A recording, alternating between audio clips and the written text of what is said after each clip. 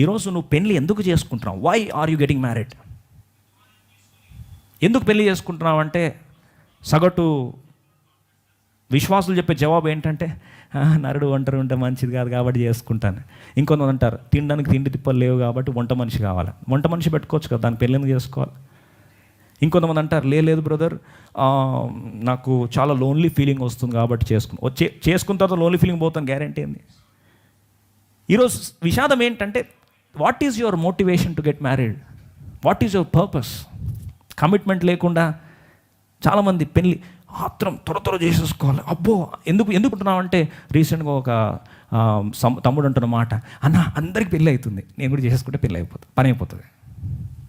అందరు సెటిల్ అయిపోయారు, నేను కూడా పెళ్ళి చేసుకుంటే సెటిల్ అయిపోతాను. సెటిల్ అవుతావా? గ్యారెంటీ ఉందా?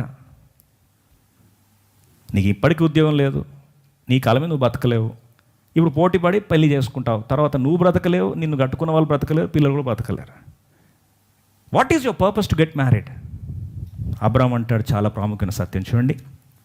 ఎందుకు నేను పెళ్లి చేస్తున్నాను నా కొడుకుకి అంటే, ఒక మాట చెప్పాలని ఆశపడుతున్నాను ప్రియమిత్రమా. ఈరోజు చాలామంది వివాహం విషయంలో డిప్రెషన్లోకి వెళ్ళిపోయి ఆలస్యం అవుతూ ఉంటే కాంప్రమైజ్ అయిపోయేవారు చాలామంది ఉన్నారు. వందల కొలది ఎస్ఎంఎస్లు, వందల కొలది ఈమెయిల్స్, అవన్నీ చదువుతున్నప్పుడు దేవుడు నాతో మాట్లాడుతూ చెప్పమన్నందుకు చెప్తున్నాను ఈ మాట. చాలామంది లేట్ అయిపోయేసరికి టెన్షన్ ఎక్కువైపోతుంది. అరే పక్కింటోడికి అయిపోయింది, చెల్లి కూతురికి అయిపోయింది, అన్న కూతురికి అయిపోయింది, వాళ్ళకైపోయింది, వీళ్ళకైపోయింది. నువ్వు ఇంకేం చేస్తున్నావురా? నీకు ఇంకా ఏమమ్మా, నీకు ఇంకా పెళ్ళి కాదా? ఇంతేనా ఇంకా? పాపం కొంతమంది పల్లవి పాడితే కొంతమంది చరణాలు వేస్తుంటారు వెనకాల నుంచి.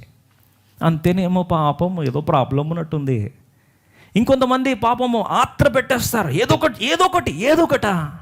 ఇంకొంత అంటారు, ఏ రాయితే ముంతల బొగ్గలు కొట్టుకోవడానికి అని. దానికి ఆ పర్పస్ పెళ్ళి. అబ్రాహాం అంటాడు చాలా క్లియర్గా చూడండి 7వ వచనం, ఎందుకు తన కుమారుడికి వివాహం చూడడానికి. వాస్తవం చెప్పాలంటే అబ్రాహాం కుమారుడు పుట్టిన 100 సంవత్సరాల వయసులో అండి. If I'm not wrong, as we all know, 100 సంవత్సరాల కుమారుడు పుట్టాడు. ఇస్సాకు పెళ్లి చేయడానికి వరకు 140 years అప్పుడు ముందుకు వచ్చాడు. అంటే ఇస్సాకు వయసు ఎంత? 40 సంవత్సరాలు. అప్పటికి షారా చనిపోయిందండి. బైబిల్లో రాసు, నేను చూపిస్తాను. అప్పటికి షారా చనిపోయింది. ఇప్పుడు కొంతమంది అంటారు, దేనికి పెళ్లి చేసుకోరంటే, అరే నేను సావక ముందు నీ పెళ్లి చూడాలని ఆశ ఉందిరా అని. ఏ తాతయ్యనో అమ్మమ్మనో నాయనమ్మనో ఆమె నీ పెళ్లి చూడాలని చెప్పి ఆత్రపడి నేను పెళ్లి చేస్తుంది. ఆమె చచ్చి ప్రశాంతంగా పోతుంది, రెస్ట్ ఇన్ పీస్ అని ఆమెకు రాస్తారు. నువ్వే జీవితాంతం నీకు రెస్ట్ ఉండదు, ఇంకా ఆమె సంతోషం కూడా చేసుకుంటావు. కాబట్టి ఈరోజు ఎవరో బలవంతం చేస్తే పెళ్లి చేసుకోవడమో, లేకపోతే ఖాళీగా ఉన్నాం కాబట్టి పెళ్లి చేసుకోవడం. కొంతమంది కట్నం కొరకు పెళ్ళి, కొత్త కాన్సెప్ట్ ఇప్పుడు. అన్న నాకు ఎట్లా ఉద్యోగం లేదు, పెళ్లి చేసుకుంటే కట్నం వస్తుందని చేసుకుంటా. దాని కొరక. Is that your motivation to get married? What a pity it is, you don't even know the purpose. Bible రాసి ఉంచండి, అబ్రహాం ఎందుకు దేవుడు స్పష్టంగా నడిపించాడు తెలుసా? అబ్రహాంకి ఆ ప్రతిష్ట, కమిట్మెంట్లో పర్పస్ అర్థం చేసుకున్నాడు. ఎందుకండి పర్పస్? చూడండి అక్కడ రాస్తుంది. ఎందుకు ఆ పర్పస్ని ఆధారం చేసుకొని దైవ చిత్తాన్ని స్పష్టంగా తెలుసుకుంటాడు. ఏమంటున్నాడు తెలుసా? కనాను స్త్రీలను చేసుకోవద్దు. ఎందుకు చేసుకోవద్దు?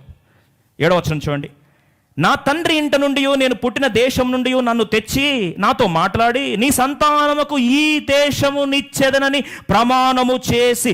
దేవుడు నాకు వాగ్దానం చేశాడు, ప్రామిస్ చేశాడు. ఏమన్నాడు తెలుసా? ఈ దేశాన్ని ఇస్తా అన్నాడు. ఏంటి ఈ దేశం? కనాను దేశం. ఈ దేశాన్ని ఎలా ఇస్తాడు? ఇప్పుడు చూడండి ఎంత అద్భుతంగా రాస్తుంది. పర్పస్ క్లారిటీ ఉంటే డెసిషన్ క్లారిటీ వస్తుంది.